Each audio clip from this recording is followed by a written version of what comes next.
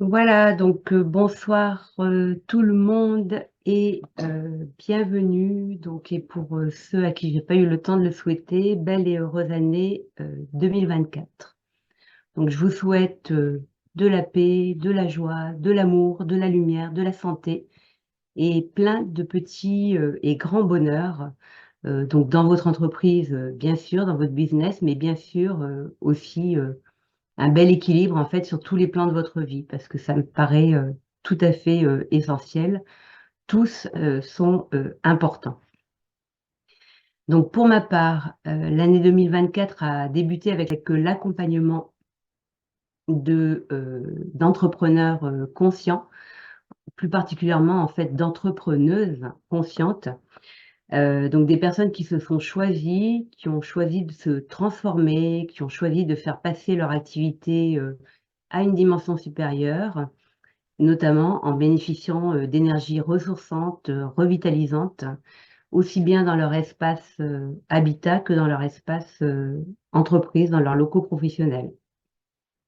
L'idée, en fait, dans ce programme dont je vous parlerai un petit peu plus tard, c'est vraiment de se connecter au vrai en nous, donc pour ces entrepreneuses en elles-mêmes, et de choisir consciemment de construire un futur harmonieux, un futur heureux, un futur qui leur ressemble. Donc en fait, ce sont des personnes qui, comme moi, finalement, ont choisi d'être le changement qu'elles veulent voir dans ce monde, euh, en commençant par se développer personnellement, et puis encore une fois en évoluant donc dans ces espaces qui sont porteurs en fait de fluidité finalement, dans la mesure où ils sont hauts en énergie. Voilà, l'idée en fait, c'est de se transformer, mais de se transformer sans se percher trop haut et en étant vraiment dans notre vie terrestre, dans la 3D en fait, et puis en impactant aussi notre entourage, mais pas en cherchant à l'impacter, mais vraiment en rayonnant qui on est, on va pouvoir euh, agir aussi sur nos collaborateurs, sur nos proches, dans notre famille, hein, et puis aussi sur nos partenaires. Alors, qu'est-ce qu'on va voir dans cette conférence de ce soir? Donc, on va voir en fait la deuxième partie de cette conférence sur le feng shui et le développement d'entreprise. Je vais essayer de vous apporter des exemples et surtout de vous apporter des clés en fait pour dynamiser votre entreprise et en même temps pour faire expanser, faire évoluer votre conscience. Donc, on commencera par un court résumé de la conférence du 6 décembre dernier. Et puis, on verra en fait quels sont les secteurs clés euh, au sein desquels on peut identifier en fait les zones énergétiques cruciales qui vont être vraiment des catalyseurs pour le succès de l'entreprise et pour l'énergie du quotidien. Donc, pourquoi en fait, pourquoi le feng shui en entreprise? Alors déjà, le feng shui en entreprise, parce que le feng shui, c'est vraiment en fait une sagesse qui est aussi universelle qu'éternelle. C'est-à-dire que c'est une discipline en fait qui ne va jamais se démoder, comme finalement toutes les disciplines de la métaphysique chinoise. C'était vrai pour aussi bien les empereurs d'autrefois que les sages d'autrefois, donc en Chine. Et c'est toujours aussi vrai, en fait, dans nos vies modernes. Donc, le feng shui fait partie, en fait, de ce qu'on appelle les 5 arts de la métaphysique chinoise. Et donc, le feng shui marche main dans la main avec la médecine traditionnelle chinoise, avec les disciplines de divination comme le Bazi, l'astrologie chinoise, ou encore comme les arts martiaux. Et d'ailleurs, un des outils phares du Feng Shui, c'est le Yi King, qui se lie en fait aussi bien pour nos vies d'aujourd'hui, donc dans les années 2020, que c'est un livre en fait c'est un livre de sagesse qui a des milliers d'années d'existence Et ça, enfin le Yi-King, comme le Bazi, par exemple l'astrologie chinoise, et ben en fait c'est aussi, comment je vais dire, c'est aussi parlant pour un paysan de l'an 1000 ou avant même, que pour nous dans nos vies d'aujourd'hui et aussi nous en tant qu'entrepreneurs ou futurs entrepreneurs. Donc c'est vraiment des outils de lecture qui sont géniaux. Et bien sûr, le Feng Shui, c'est aussi un outil de lecture, c'est-à-dire que au-delà de faire en sorte que notre lieu soit un lieu agréable à vivre, ce lieu va aussi nous permettre de décoder en fait ce qu'on est en train de traverser dans notre vie actuelle. Donc le Feng Shui s'adapte complètement à ce qu'on pourrait appeler les temps modernes, ou en tout cas nos vies contemporaines. Pourquoi? Parce qu'on est soumis à énormément de changements, qu'il y a comment on va dire, des observations à faire par rapport aux relations entre les générations, par exemple.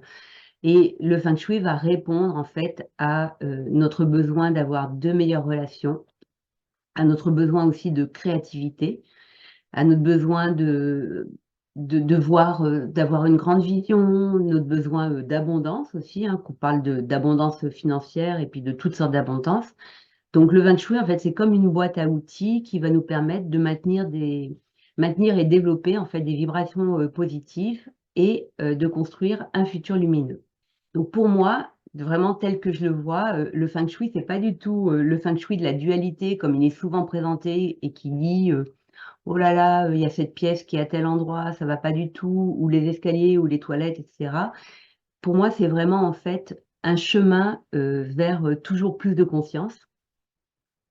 Et il va offrir une voie pour se transformer tout en créant cette énergie, effectivement, de fluidité, de bien-être autour de nous. Et donc, du coup, réaliser le Feng Shui dans son lieu de travail, mais aussi dans son habitation, bah, ça va vraiment faciliter l'observation de ce que la vie nous propose. En fait, nos espaces nous montrent des choses sur notre vie et nous proposent en fait de faire des modifications dans notre lieu et pour notre vie et pour notre vie d'entrepreneur. Donc, il va mettre en fait en avant notre vérité intérieure et il va dissiper les obstacles. Pour moi, en fait, vraiment, il nous guide. Donc, en tant qu'entrepreneur conscient, c'est-à-dire en fait entrepreneur ou personne, parce que tout est lié en fait, hein, qui ont envie de rayonner davantage, de contribuer davantage au monde et qui ont envie d'incarner cette fameuse citation qui est sois le changement que tu veux voir dans le monde. Alors, pourquoi je m'intéresse aux entreprises? En fait, ça a des racines assez profondes parce que bien sûr, j'ai pas toujours fait ce métier-là. Et avant de me lancer en 2015, en fait, j'ai fait beaucoup de métiers dans beaucoup d'entreprises différentes. Donc, j'ai coutume de dire souvent dans mes conférences que mes capacités énergétiques, en fait, elles se sont développées très tôt parce que j'avais déménagé 20 fois avant l'âge de 20 ans. Je crois que au total, j'ai peut-être eu 30 ou 35 déménagements, je ne sais pas exactement, en fait, jusqu'à m'installer ici, où là, je suis là depuis une dizaine d'années. Donc, j'ai dû apprendre à m'adapter au lieu, mais ça a été la même chose dans mon parcours par rapport aux entreprises. Donc, c'est un peu comme une danse, en fait, entre moi et les lieux, entre moi et les entreprises, qui m'ont permis de faire beaucoup d'observations et de m'adapter aussi à chaque situation, que ce soit dans un lieu donc habitat ou auprès en fait de la vingtaine d'employeurs en fait qui m'a employé tout au long de ma vie avant le Feng Shui en fait, je dirais.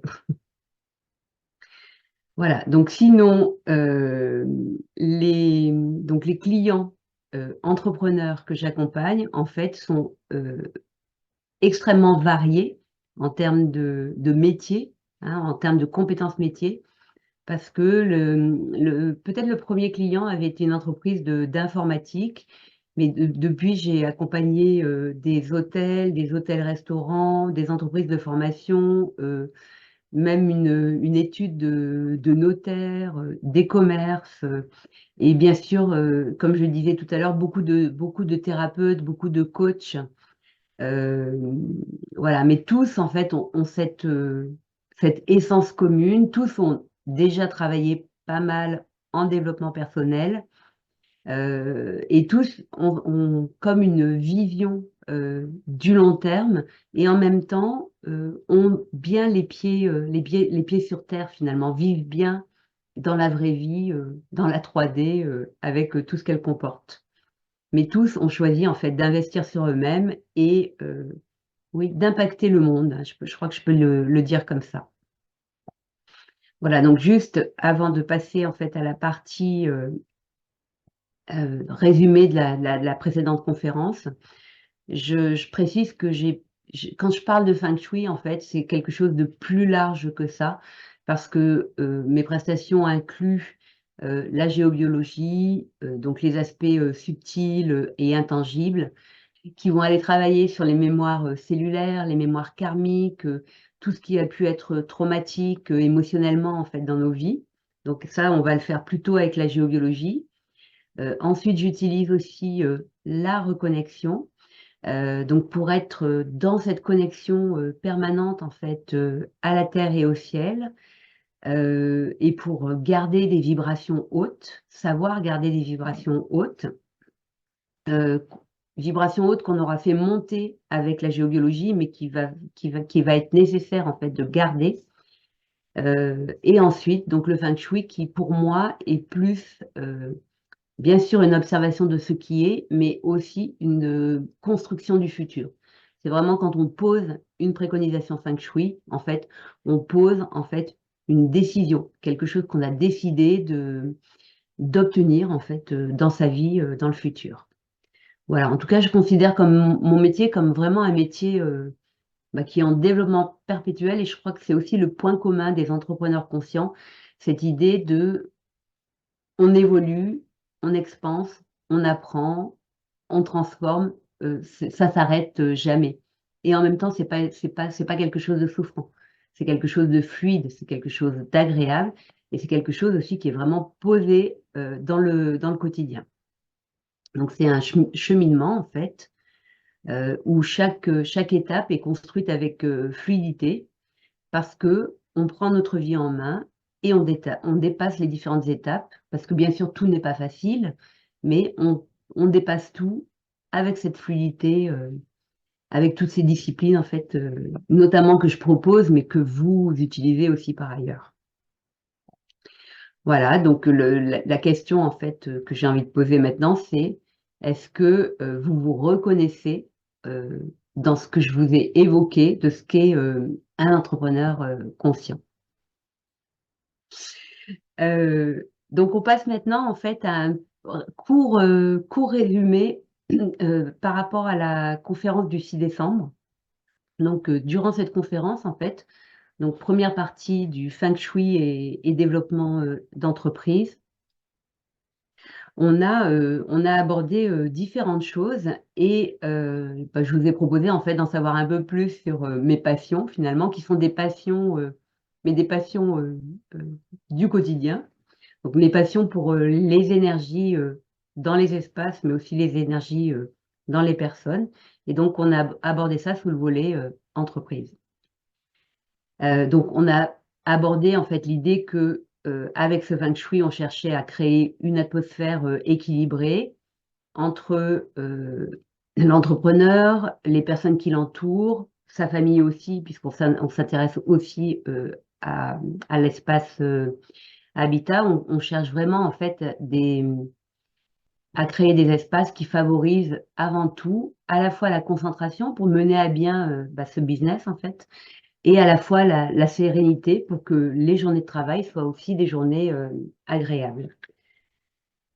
Donc on a exploré les fondamentaux du Feng Shui, donc cette discipline millénaire qui est axée donc sur l'harmonisation des espaces pour favoriser donc notamment notre croissance.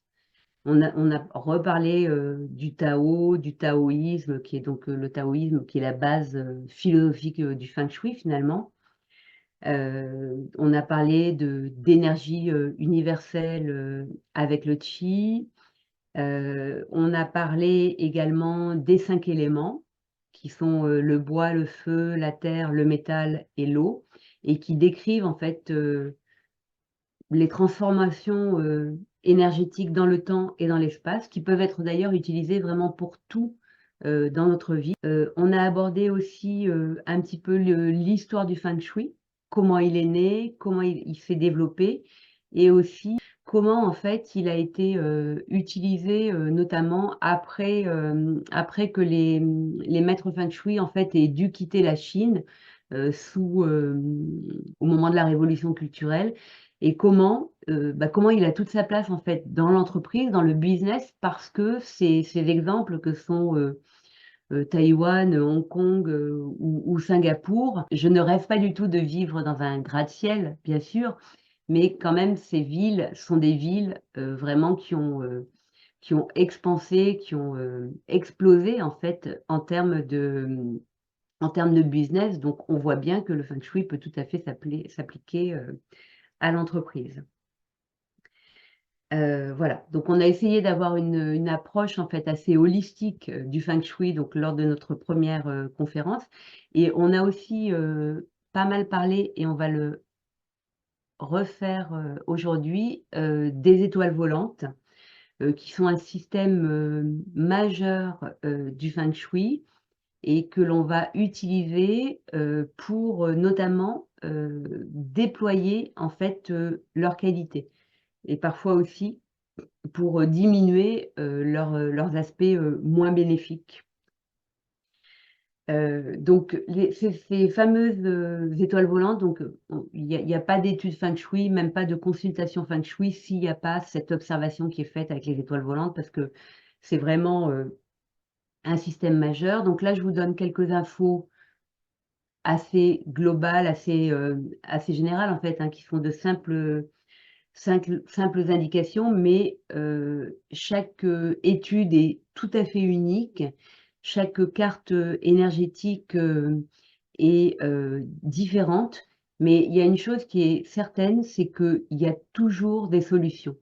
C'est-à-dire que dans la façon dont moi je vois le Feng Shui, en fait, il y a absolument toujours des possibilités, donc de vraiment faire développer ces énergies qui sont positives, et donc diminuer celles qui le sont moins. Et il peut arriver qu'une carte énergétique soit vraiment très, très défavorable, et surtout qu'il ne soit pas possible de faire les modifications qui s'imposeraient pour récupérer un Feng Shui correct, j'allais dire. Mais même là, en fait, les maîtres chinois nous ont laissé en héritage, je dirais, un système qui permet de créer une carte énergétique de remplacement.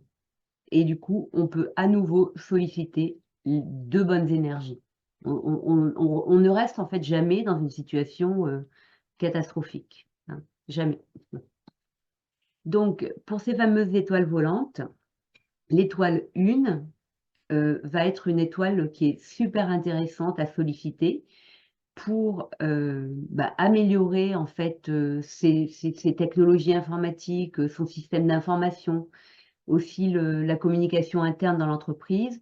C'est aussi l'étoile qui va nous aider pour organiser les transports, nos voyages, la logistique, les expéditions pour une entreprise qui serait une entreprise de biens, en fait, de production. C'est l'étoile des flux en général, hein. C'est aussi l'étoile des approvisionnements, des achats. Et elle peut aussi tout à fait être intéressante à déployer, à amplifier pour les aspects recherche et développement, en fait, tout ce qui est innovation. L'étoile 2, c'est l'étoile des relations. Donc, ça va être l'étoile des ressources humaines, ça va être l'étoile de l'efficacité professionnelle et du développement personnel, hein, le tout lié. Ça va être l'étoile aussi qu'on va chercher à solliciter pour la formation, donc service formation ou entreprise de formation, le recrutement aussi, l'acquisition de talents. C'est aussi une étoile de détail, donc c'est une étoile en fait qui est super intéressante pour un service finance, comptable, gestion de patrimoine. C'est une étoile de stockage et c'est l'étoile des thérapeutes. Donc quelle que soit la période, en fait, c'est une étoile qui va être très intéressante pour la santé, pour les thérapeutes. Ensuite, on va avoir l'étoile 3 qui, elle, est une étoile qui va être super intéressante pour tout ce qui est de l'ordre de notre développement commercial. Service client, le support client, aussi le service après-vente, hein, qui doit toujours être mené, en fait, dans cette idée de satisfaction client. Service des ventes, la stratégie commerciale, c'est l'étoile 3 qui va nous appuyer, nous accompagner sur ce point-là. Un point qui est aussi important, en fait, dans les activités de thérapeute, de coach, etc. L'étoile 4, très intéressante, pour tout ce qui est académique. Donc en fait, tout ce qui va nous permettre de nous former, individuellement en tant qu'entrepreneur, je dirais, hein.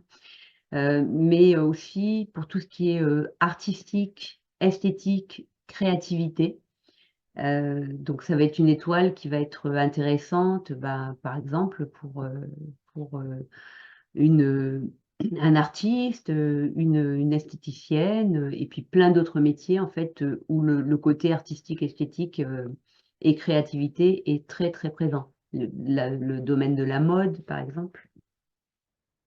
Et puis, même pour nous, on a aussi, dans nos métiers, en fait, une part de créativité à mettre en œuvre. Enfin, je pense que c'est dans tous les métiers, finalement.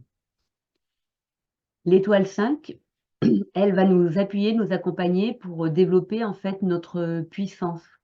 Puissance, dans le bon sens du terme, hein, bien sûr. Il ne s'agit pas du tout de dominer, mais vraiment de se déployer, quoi. Donc puissance, développer nos capacités, c'est une étoile qui est souvent très intéressante à utiliser, justement pour les personnes, conscientes, les personnes qui ont fait ce choix, en fait, de prendre, la pleine responsabilité de leur vie, de créer leur vie, et la pleine responsabilité aussi du devenir de leur activité, de leur entreprise. En tout cas, c'est une étoile qu'on va absolument devoir regarder, éventuellement, pacifier dans certains cas, mais en tout cas, c'est une étoile que moi j'aime beaucoup, que j'ai beaucoup rencontrée en fait, dans mes expertises. L'étoile 6, c'est, l'étoile qui va être, intéressante, pour, positionner le bureau de l'entrepreneur, de la direction générale. C'est aussi une étoile intéressante pour, les aspects, juridiques, les aspects qualité dans l'entreprise. C'est une étoile d'autorité, en fait, c'est une étoile de prise de décision. On va pouvoir aussi l'utiliser pour tout ce qui est sécurité, dans l'entreprise et puis la gestion des risques en général, et les aspects assurance. L'étoile 7, une de mes préférées aussi. En fait, je les aime bien toutes. L'étoile 7, c'est l'étoile, par excellence pour l'entreprise, c'est l'étoile des relations publiques. C'est l'étoile de la communication, mais cette fois externe. C'est aussi l'étoile de gestion de notre réputation, l'étoile des événementiels, et c'est une étoile c'est pour ça que je l'aime beaucoup, c'est une étoile de spiritualité et d'intuition. Voilà. Donc, pour les entrepreneurs conscients, ça va être super important aussi de la laisser arriver à nous et de l'activer. L'étoile 8, à nouveau, peut, être utilisée pour, la recherche, et le développement, les laboratoires, par exemple, de recherche. C'est aussi une bonne étoile pour les services, de production. Après, ça va dépendre un petit peu des secteurs de l'entreprise. C'est une super étoile aussi pour tout ce qui est, immobilier. Elle est intéressante aussi pour, les approvisionnements. On l'a déjà vu aussi, tout à l'heure avec l'étoile 2. De toute façon, c'est une étoile qui, partout où elle va se trouver, on va devoir en fait en profiter, et faire en sorte qu'elle se déploie parce que ça reste même en période 9, en fait, une très bonne étoile. En fait, moi, j'ai coutume de dire que c'est vraiment, l'étoile 8, c'est, l'étoile qui permet de créer dans la matière, en fait, d'être capable de capter l'énergie pour vraiment, se concentrer et créer, vraiment manifester, dans la matière. Et enfin, l'étoile 9, c'est l'étoile, de la communication, par excellence, dans le sens, publicité. Donc, la 7, c'était plus communication externe, mais plus dans le sens, relationnel. Là, on est plus, en fait, sur, le marketing digital, par exemple. Là, c'est l'étoile de la visibilité, en fait, hein. C'est une étoile qui est super intéressante pour les acteurs, par exemple. C'est aussi l'étoile, des études de marché, c'est l'étoile des enquêtes, parce que c'est l'étoile, en fait, qui va faire la lumière sur les choses. Donc c'est aussi l'étoile de toutes les professions, qui sont des professions, entre guillemets, «psy», les psychologues, la psychanalyse, et cetera. Tous ces métiers-là, en fait, qui cherchent, en fait, à aider la personne à amener davantage de conscience et de lumière sur et dans sa vie. Voilà, c'est l'étoile des médias aussi, et donc, je l'ai dit, oui, de la publicité. Voilà pour ce petit rappel, présenté un petit peu différemment de l'autre jour parce que, j'aime bien en fait, heu, voilà, aborder les choses avec différents angles finalement, sur ces explications, par rapport au feng shui. Donc on continue avec, les, secteurs clés, donc quelques conseils en fait que vous pouvez, mettre en œuvre, que vous pouvez noter en fait pour vos activités, pour vos entreprises. Donc en fait, on va identifier, les zones, énergétiques qui sont les plus importantes, en tout cas a priori, et qui peuvent vraiment être des catalyseurs, pour le succès de l'entreprise et l'énergie du quotidien. Donc, 1er secteur en fait, ça va être, la porte d'entrée et le hall d'entrée. La porte d'entrée, en fait, on va la décrire en feng shui comme, un organe vital. En fait, on a coutume des fois de l'appeler, la bouche du qi, et donc cette porte d'entrée, ben, va forcément symboliser, la frontière entre l'extérieur et l'intérieur de l'entreprise, et donc c'est par cette, 1re ouverture finalement que l'entreprise, finalement va respirer d'une certaine façon. Elle va aspirer même, je dirais, l'énergie vitale qui est générée par les forces, de l'environnement, par les énergies extérieures. Donc du coup, l'énergie qui arrive à cette porte d'entrée va être, dépendante finalement de la direction de la porte d'entrée. Donc ça, c'est un aspect sensible, mais c'est un aspect, qu'on peut traiter que par une étude. Mais, de toute façon, la porte d'entrée donc amène les énergies de l'extérieur. Et du coup, pour bien réceptionner, recevoir ces énergies, eh bien cette entrée, elle doit être bien dégagée. En fait, c'est vraiment par là que rentre, j'allais dire, le flux de la vie dans nos maisons ou le flux de la vie de l'entreprise. Donc l'entrée, elle doit être, propre, elle doit être, claire, vraiment elle doit donner en fait une sensation, d'ouverture. Et c'est comme ça, en fait, qu'on va pouvoir vraiment, accueillir ces énergies de l'extérieur et bien sûr aussi accueillir, bah, nous accueillir nous-mêmes quand on arrive dans l'entreprise, mais aussi accueillir nos collaborateurs, accueillir nos clients, accueillir les personnes. Donc cette observation, en fait, de la porte d'entrée par rapport à sa direction précise, on va la faire par rapport aux dirigeants d'entreprise, de l'entreprise, à l'entrepreneur, et on va la faire aussi par rapport aux membres clés, en fait, de l'entreprise. Et puis à la maison, on va le faire, par rapport à l'ensemble de la famille.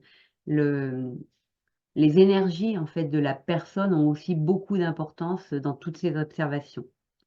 Parfois, par rapport à cette porte d'entrée, on va trouver un déséquilibre par rapport à une personne, du lieu ou une autre ou 2 autres, mais encore une fois, il y a toujours des solutions et on va pouvoir pallier à ce déséquilibre sous d'autres aspects, avec d'autres aspects du feng shui. Donc, il y a toujours des solutions, hein, je le répète. Qu'est-ce qu'on peut dire d'autre aussi? Là, on a parlé de l'entrée à partir de la porte d'entrée, mais le palier a aussi son importance. En feng shui, on va l'appeler le Ming Tan. C'est l'espace donc qui est devant la porte d'entrée. Et on va pouvoir faire pas mal d'observations par rapport à ce Ming Tan. Donc là, c'est pareil, c'est vraiment fonction précisément de la porte d'entrée de l'entreprise en question ou de l'habitation en question. Mais ce que vous pourriez observer, par exemple, c'est un exemple, hein, c'est que dans une rue qui serait à la fois très passante et qui serait en pente, le chi, en fait, au niveau du Mingtan, va avoir du mal à s'arrêter pour que les personnes entrent dans l'entreprise. Et donc là, on va pouvoir remédier à ça en freinant en fait la qualité du chi, par exemple, pour un commerce, en mettant par exemple une pancarte devant la porte d'entrée enfin pas devant, hein, juste avant la porte d'entrée pour pouvoir guider en fait ralentir le chi d'un côté et puis du coup guider les personnes par exemple dans le commerce. Donc ça, c'est des cas que j'ai rencontrés à plusieurs reprises. Alors ensuite, on a aussi un espace qui est très très important, ça va être la salle d'attente, donc notamment par exemple pour des thérapeutes. Donc la salle d'attente, elle donne après l'entrée une image dans l'entreprise en fait, hein, qui est une image de ce qui va se passer ensuite en entretien en fait avec la personne. Et du coup, elle doit simplement être chaleureuse, elle doit être agréable pour que le client ou le patient en fait vive cet instant dans la salle d'attente comme un instant de détente plutôt justement que comme une attente. Et puis là, on choisira en fait les couleurs, les symboliques, les représentations en termes de tableaux, etc., en fonction de l'étoile volante qui se trouve là et en fonction de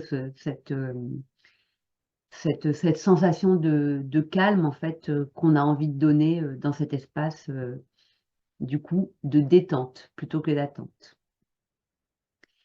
Un autre secteur clé de l'entreprise, en fait, c'est pas que de l'entreprise d'ailleurs, hein, c'est pareil dans les habitations, c'est le centre. Alors, si on a la possibilité de construire sa maison, de construire les locaux de son entreprise et tout ça, il faut absolument toujours veiller à avoir un centre dégagé. C'est-à-dire que au centre, il n'y a pas de placard, il n'y a pas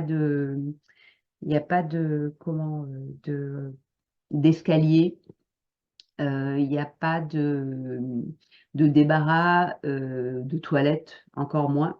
Pourquoi? Parce que le centre, en fait, c'est le palais, on appelle ça le cœur céleste.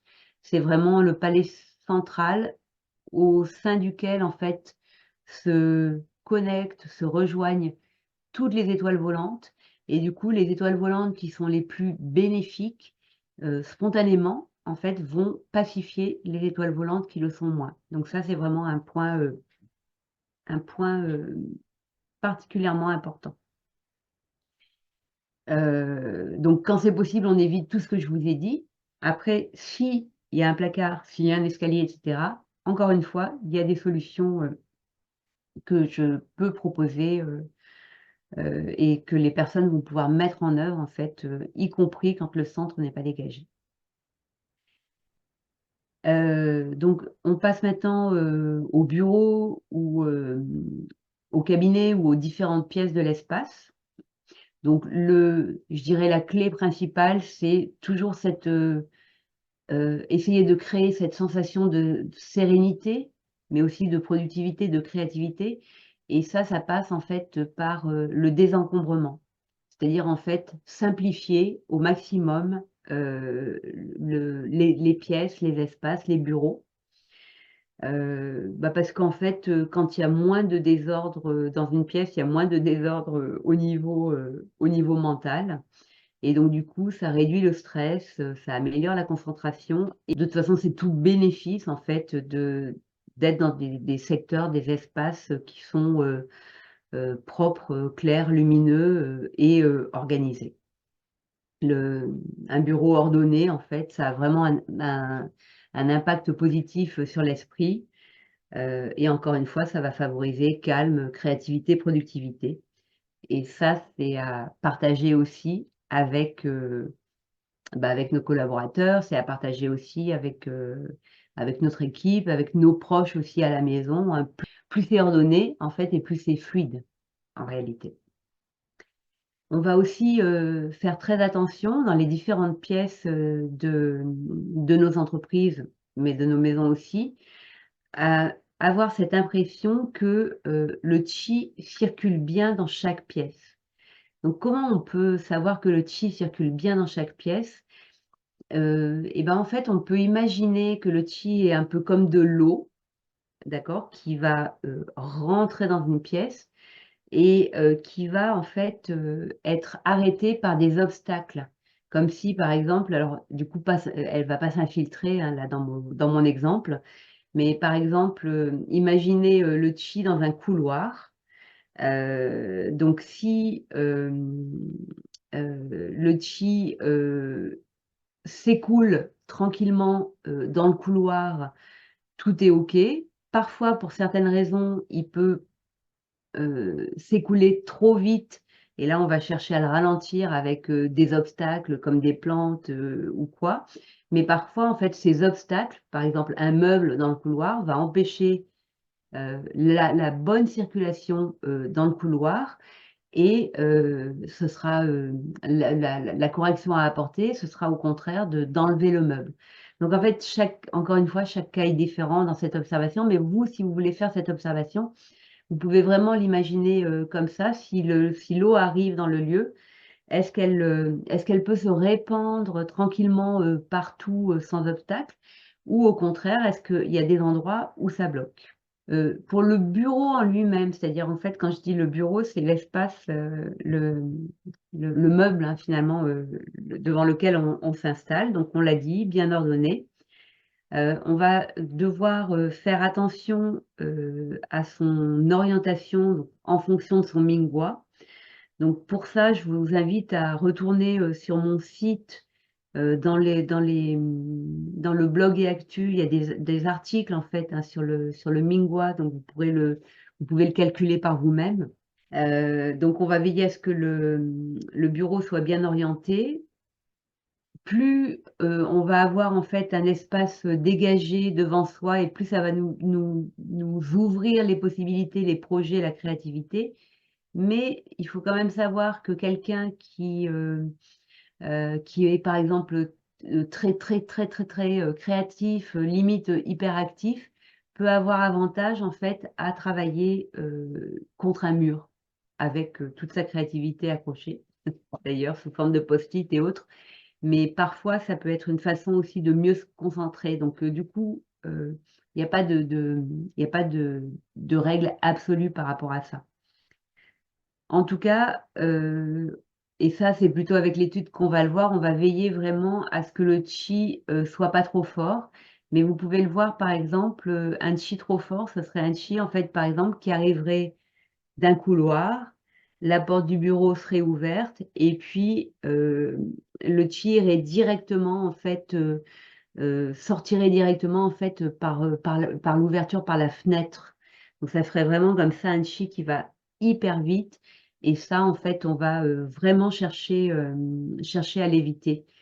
Donc, on va pas placer notre bureau, du coup, entre la porte et la fenêtre pour pas avoir justement ce côté trop rapide du chi qui vient en fait nous perturber.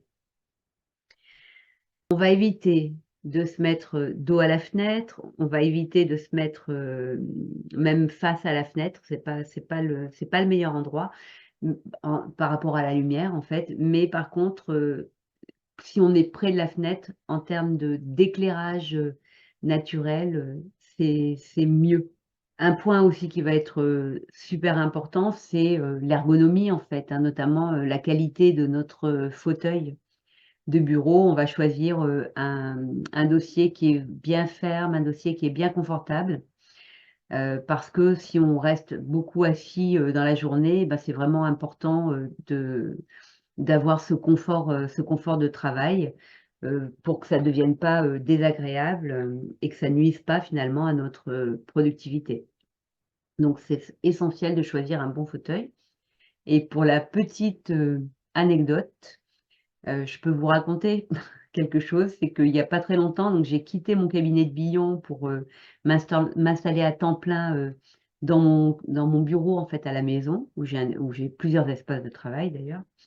Et et quand j'ai fait ça, j'ai ramené donc le fauteuil de bureau que j'ai là, dans ce bureau-là, avec, un fauteuil que j'avais qui m'allait très bien en fait, à mon cabinet et je me suis installée comme ça. Et puis, au fil des semaines et sans que je fasse aucun lien avec mon fauteuil, j'ai commencé à avoir, des tensions, mais vraiment des tensions, plus, notamment au niveau des épaules. À tel point que, j'avais mal au dos aussi, bas du dos, milieu du dos, enfin c'était pas terrible et je cherchais des causes, soit, mécaniques en fait ou alors, émotionnelles et cetera. J'essayais de comprendre et j'en étais arrivée à avoir presque l'attitude comme ça vraiment, les épaules rentrées quoi, donc ça commençait à devenir gênant et ça a duré pratiquement 4 mois. Donc on peut parler des cordonniers les plus mal chaussés, avant que je me rende compte que en fait mon siège était tout à fait inadapté. Il était beaucoup trop bas par rapport à mon bureau et il me demandait un super effort en fait, toute la journée et j'ai mis tout ce temps en fait, à m'en rendre compte. Donc j'ai commandé un bon fauteuil et depuis effectivement j'ai retrouvé en fait, bah, la toute cette détente, hein, qui me manquait, pendant ces quelques mois. Voilà, donc oui, on a parlé un petit peu de lumière tout à l'heure, à bien privilégier, la lumière, naturelle, au travail, donc c'est pour ça qu'on se met pas dos à la fenêtre parce que c'est vraiment pas terrible en termes de confort de travail, et on cherche donc plutôt la lumière, indirecte, je dirais. Pourquoi? Parce qu'en fait, la lumière artificielle, bien sûr, elle a tendance à être beaucoup plus, fatigante et aussi stressante, tout au long de la journée. Ce qu'on va éviter aussi, c'est, les angles aigus, quand on est installé à notre bureau notamment. Donc on évite d'être installé, sous une poutre. Bon, ça se retrouve, moins fréquemment aujourd'hui, mais ça peut quand même arriver. Sous l'angle aigu d'une poutre, c'est vraiment, blessant en fait, hein. Faut imaginer que le chi, descend comme ça, par un angle aigu et puis, il va blesser, à ce niveau. C'est une étagère derrière la tête, donc on évite, les angles aigus.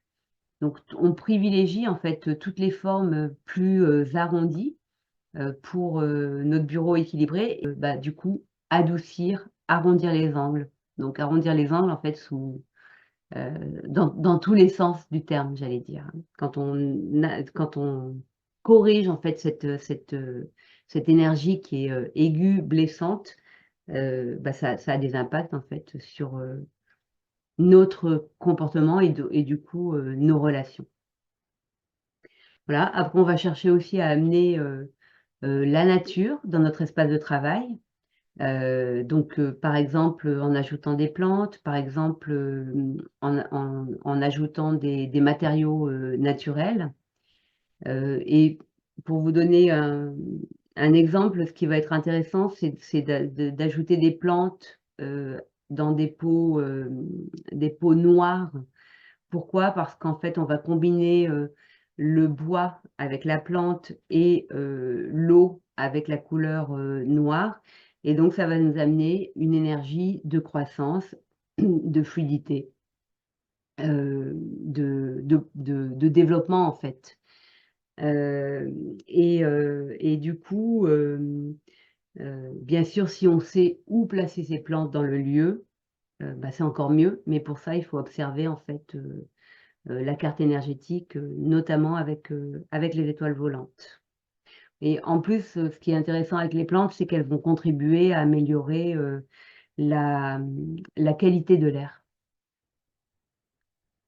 On va, chercher bien sûr à embellir, notre espace, donc que ce soit le bureau, que ce soit les autres pièces avec, soit des œuvres d'art, soit des objets qu'on aime. Et quand on va faire ça, il faut vraiment veiller en fait à la symbolique, qui est, véhiculée, par les objets ou par les œuvres, ou par les représentations, en question. Super important, bah, toujours pareil, hein, de rechercher en fait, du calme, de la sagesse, plutôt que de mettre des images, je vous le dis parce que je l'ai vu, hein, notamment dans des entreprises, de développement informatique, avec des images de jeux vidéo, relativement violentes, et ben, ça a vraiment, un impact, au quotidien, en fait. C'est vraiment pas l'énergie qu'il faut rechercher, à mon sens. Donc choix des couleurs, choix des matériaux, on en a parlé un petit peu et encore une fois, c'est vraiment avec l'étude de la carte énergétique qu'on va pouvoir, faire les meilleurs choix, en fait. Où est-ce qu'on met, une touche de feu? Où est-ce qu'on met beaucoup de feu? Et cetera et comment on fait pour, introduire, en fait, cet élément dans l'espace.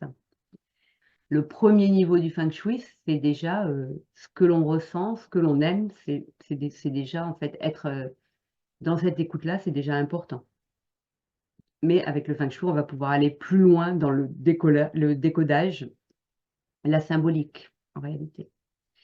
Dans les espaces de coworking, ça va être plus difficile, de suivre les principes du feng shui, les conseils du feng shui, mais il y a quand même, quelques, bah, voilà, le choix des couleurs, des matériaux, du sol, des murs et cetera va bien sûr être, important. Mais pour, orienter les bureaux, on va pas forcément pouvoir les orienter en fonction du Mingwa, de chaque personne. Des fois, c'est des espaces qui sont très, très grands, mais on va chercher au moins à orienter les bureaux, vers, la porte d'entrée. En tout cas, que la personne voit la porte d'entrée quand elle travaille, surtout pas qu'elle soit dos à la porte d'entrée et quand c'est pas possible, quand il y a beaucoup de monde dans un espace relativement, réduit, on va pouvoir jouer en fait avec les miroirs pour que cette, cette, visibilité, de l'entrée de la pièce, soit, possible pour chaque personne qui travaille dans cet espace de coworking. Et je vais arriver au bout en fait de ce que je voulais vous proposer, pour ce soir pour ces secteurs clés. Il y a aussi un point qui est très important, dans une étude feng shui, ça va être l'observation, de l'environnement extérieur, qui va nous donner beaucoup, beaucoup d'éléments. Bien sûr, souvent, on va pas pouvoir, changer, modifier l'extérieur, hein. Il y a les routes qui passent, il y a les immeubles, il y a les montagnes et cetera. Mais tous ces éléments de l'environnement extérieur, en fait, donnent de l'information, à nos lieux, donnent de l'information à nos entreprises et même si on peut pas modifier, carrément, l'urbanisme de là où on est installé, il y a toujours des solutions, encore pour guider correctement les énergies, vers nous-mêmes et notamment avec, cette, observation des 4 animaux célestes, qui vont nous parler des énergies yin dans l'entreprise, yang, dans l'entreprise. Donc yin, c'est plutôt, les aspects, relationnels, mais ça va être aussi la santé, hein, qui est importante aussi au travail. Le yang, ça va être, les aspects, plus, activité, prospérité, bien sûr. Et puis, la concurrence, en fait, va être observée des 2 côtés, le yin, le yang, en fonction de la concurrence plus, féminine ou plus, masculine. Donc cette observation, en fait, des animaux célestes, elle est super intéressante aussi, donc avec, heu, avec ces 4 animaux et surtout comment on va pouvoir, pallier à leur manque si en cas d'absence, voilà. Et j'ai souvent repris cet exemple parce qu'il est vraiment parlant en fait d'un restaurant pour lequel j'avais réalisé une expertise feng shui. Donc un restaurant qui avait eu déjà en peu d'années plusieurs propriétaires avec des grosses difficultés pour chacun des propriétaires. Il n'y avait pas de raison, il était bien placé, il était, les personnes qui y étaient passées, la décoration était plutôt sympathique, la carte était OK, la qualité de la nourriture était OK, et pourtant le lieu ne décollait pas en fait, hein, n'attirait pas la clientèle, alors qu'il y avait un parking, enfin vraiment il n'y avait pas de raison en fait pour que ce restaurant fonctionne pas. Et en fait, pratiquement le seul, la seule problématique qui existait, c'était cette histoire de dragon vert, en fait, qui était complètement absent parce qu'il y avait à la fois comme une voie express qui passait donc sur la droite du restaurant. Donc, alors, j'exagère quand je dis voie express, mais c'était une double voie. C'était en ville, mais c'était une double voie, donc ça allait relativement vite. Et en plus, de l'autre côté de la route, et ben, en fait, il y avait une plaine, des champs, en fait. Sur cette partie, c'était une entrée de ville, en fait. Et du coup, et ben, en fait, c'est une entreprise pour laquelle il n'y avait pas du tout de dragon vert et il fallait y remédier. Et c'est ce qu'on a pu faire en fait avec les propriétaires de ce lieu qui, au jour où je vous parle, et c'était cette expérience-là, elle date d'il y a 7 ou 8 ans. Et au jour où je vous parle, en fait, les propriétaires sont toujours les mêmes et le, le restaurant fonctionne toujours bien. Euh, voilà ce que j'avais à vous partager pour ce soir.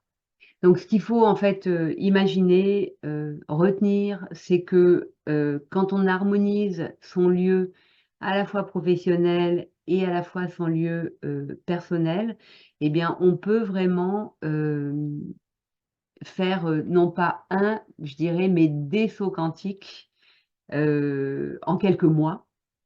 C'est vraiment et c'est vraiment en fait passer de ce type de vie avec une évolution un peu en dents de scie où on va bien et puis en fait on va moins bien à quelque chose de beaucoup plus fluide, de beaucoup plus harmonieux et en plus avec finalement une évolution qui est plus grande parce qu'on va décoder un tas de messages via nos lieux, un tas de messages de la vie. Donc si vous souhaitez simplement prendre un rendez-vous pour faire évaluer un de vos espaces, n'hésitez pas à le faire. Je vais vous mettre sous la vidéo le lien Calendly qui permet d'accéder directement à mon agenda.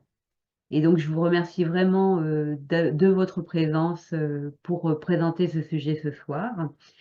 Euh, voilà, donc j'espère que le message est bien passé, que j'ai bien laissé entendre à quel point en fait le feng shui dans l'entreprise offre vraiment une approche holistique. Donc bien sûr, on crée un environnement harmonieux, mais on continue en fait à se développer, à s'expanser, à expanser sa conscience avec cet outil et avec notamment ce programme harmonisation et expansion. Donc le Feng Shui nous offre vraiment des moyens puissants en fait d'exploration finalement de nos espaces et de nous-mêmes. Et merci beaucoup pour votre présence et à très bientôt. Merci, merci.